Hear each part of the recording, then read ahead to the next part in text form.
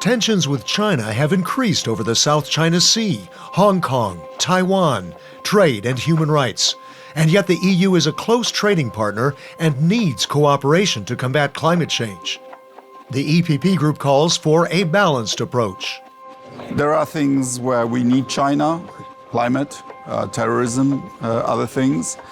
There are areas where we compete, obviously, in the economic field. And there are places where we disagree with China, human rights and approach to some of China's neighbours, for example. It was a naive belief that through economic cooperation we are able to change not democratic regimes into democracy, but unfortunately we see the absolute opposite result.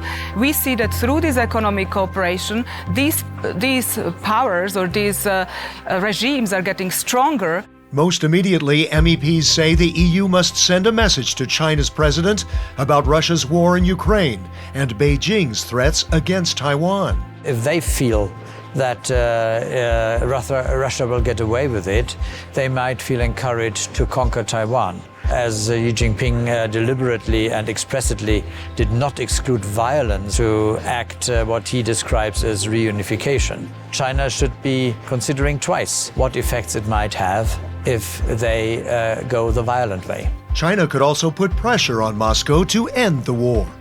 I don't think Russia can sustain itself without trade with China. And I hope the Chinese leadership sees the danger of Russian behavior and prevents Russia either from using weapons of mass destruction or from continuing this war to the bitter end. The EU could seek more cooperation from China in the effort to halt North Korea from scaling up its missile and nuclear weapons programs.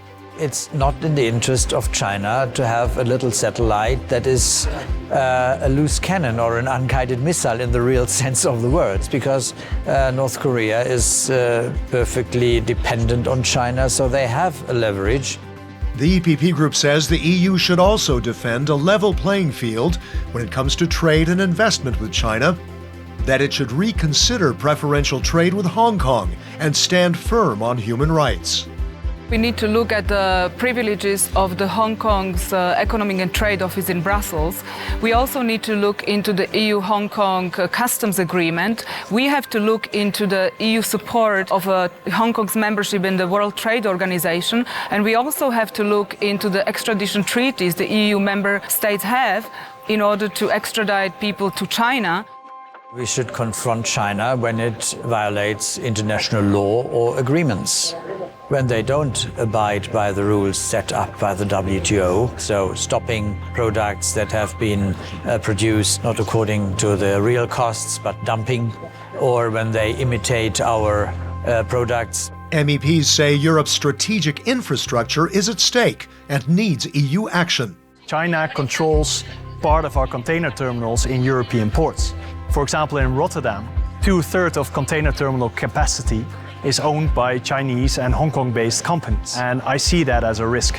When you have, for example, dredging activities in our rivers, in our coastlines, the ships will know exactly where our electric cables, but as well communication cables lie. This is a threat to the European Union, and there we have to be very, very careful what we are selling. The port of Hamburg is one of them. One solution could be a joint EU policy on its ports.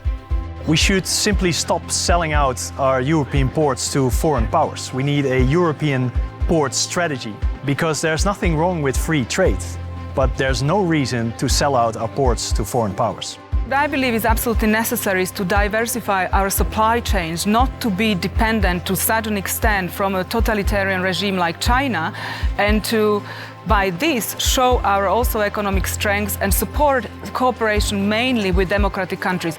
70 years we are celebrating this week of the existing of this European Parliament, a European Parliament that has always advocated for fair trade, and this Parliament stands strong for rules-based and fair trade.